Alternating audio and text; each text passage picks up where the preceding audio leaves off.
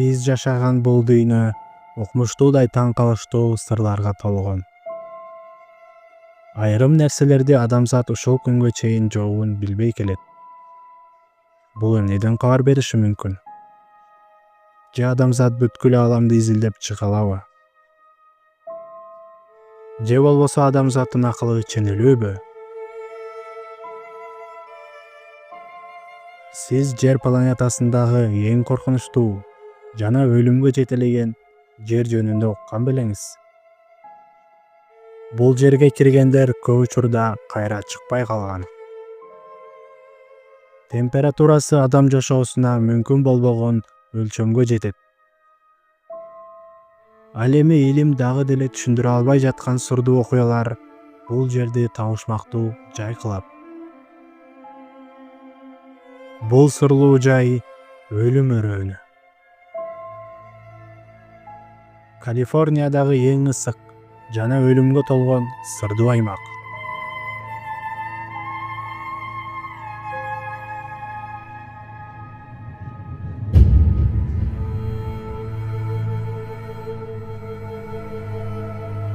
Эмне үчүн бул жер коркунучтуу? Өлүм өрөөнүнүн аба ырайы чыныгы тозок. 1913 жылы 10 июлда Фернес Крик станциясында катталган температура 56,7 градус ысык болуп, бул дүйнөдөгү эң жогорку температуралардан бири болуп калды. Бул жерде нымдуулук дээрлик жок. Демек, денедеги суу заматта бууланып, адамды суусатып өлүмгө алып келет. Жаан-чачын дээрлик болбойт. Бул Антарктикадан да кургак жер. Өлүм өрөөнүндө күн ачык болгондо асман көгөрүп турбайт. Анткени ысык аба жарыкты башкача көрсөтөт.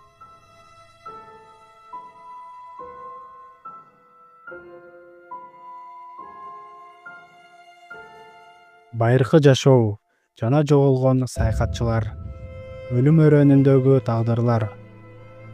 Өлүм өрөөнүндө миңдеген жылдар мурун байыркы Паюте индейлери жашашкан. Алар бул жерди каргыш тийген жер деп атап, жиндердин мекени деп эсептешкен. Бирок чындыгында бул жерде көп саякатчылар жоголуп кеткен фактылар катталган. 1996 жылы немис саякатчылары 4 кишиден турган үй-бүлө өрөөнгө кирип, кайра табылган эмес. Алардын унаасы ташталып калган абалда табылып, бирок өздөрү дайынсыз бойдон жоголгон.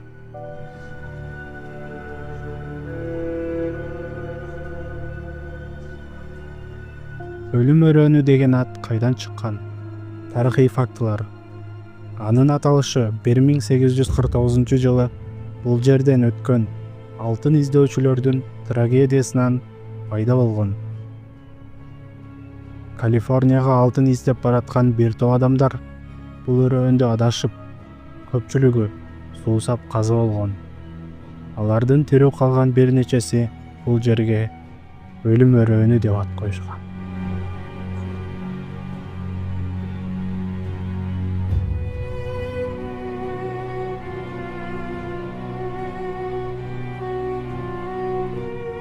Жашыруун сырлар. Бирок өлүм өрөөнү жөн гана ысык менен коркунучтуу эмес. Бул жерде болуп өткөн сырдуу окуялар окумуштууларды таң калтырып бүтпөй келет.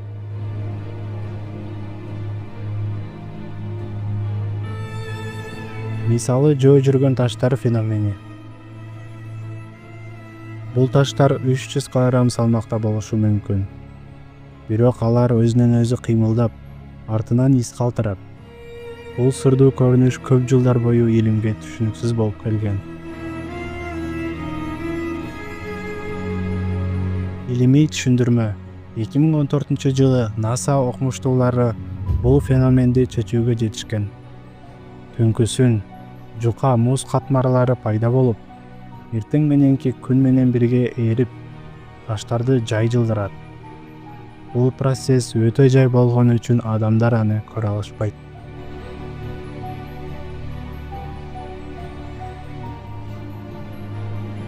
Бул аймакта 300дөн ашык таш бар. Алар өзүнөн өзү жылып, аркасында узун издерди калтырат. Айрымдары түз жүрсө, башкалары капталга бурулат же айлана сызат.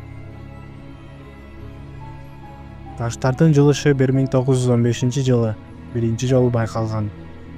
Илгертен бери жергиликтүү элдер бул көрүнүштү байкап келген. Бирок алгачкы расмий жазуулар 1915-жылы жасалган. Таштар кээде ондогон жылдар бою ордунда туруп калат. Айрым таштар бир нече жыл жылбай турат, анан күтүүсүздөн жылып кетет. Изилдөөчүлөр аларды жылып жатканда эч качан көргөн эмес. Буга чейин эч ким таштар кыймылдап жатканын өз көзү менен көргөн эмес. Болгону алардын ойду өзгөргөнүн байкашкан. Окумуштуулар жана изилдөөчүлөр таштардын кыймылын түшүндүрүштү. Кышында жаан жаап, суу жука катмарга айланат. Анан суу үстү муздап, ичке муз катмарын түзөт. Күндүз муз эрип, жеңил шамалдын күчү менен таштарды жылдырганга жардам берет. Кээ бир таштар бир багытта, башкалары ар башкача жылат. Кээ бир таштар жолдо кайрылып же кескин бурч жасап, өз алдынча чечим кабыл алгандай көрүнөт.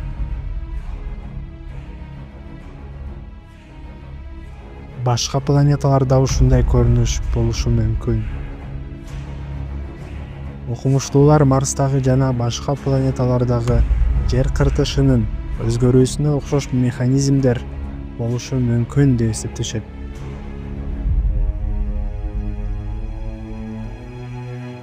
Келгиндердин издери. Кээ бир теориялар бул таштарды келгиндер же болбосо белгисиз күчтөр жылдырып жатат деп эсептешет. Жер астындагы магниттик күчтөр. Башка теориялар жер астындагы магниттик толкундар таштарды кыймылдатат деп ойлошкон. Бирок бул теория тастыкталган эмес. Жашыруун эксперименттер. Айрым ишеничтер бул аймакта жашыруун аскердик эксперименттер жүрүп жатат деп божомолдошкон. Жөө жүргөн таштар табияттын эң сырдуу жана таң калыштуу курулуштарынын бири. Алардын кыймылы илимий жактан түшүндүрүлгөнү менен адамдар үчүн дагы деле кызыктуу жана бир аз коркунучтуу көрүнүш бойдон калууда.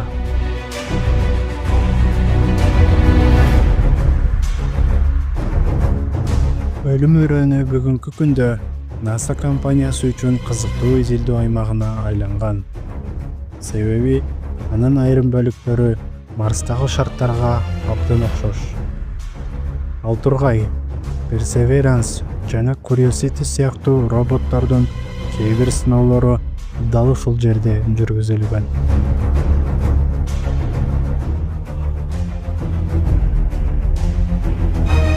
Өлүм өрөөнү жердеги эң ысык, эң сырдуу жана таң калыштуу жерлердин бири. Бул жерде кээ бир сырлар ачылды, бирок дагы деле жоопсуз калган суроолор өтө көп. Бул өрөөндө чындап эле мистика барбы? Же бардыгын илим түшүндүрө алабы? Бул боюнча оюңузду жазыңыз.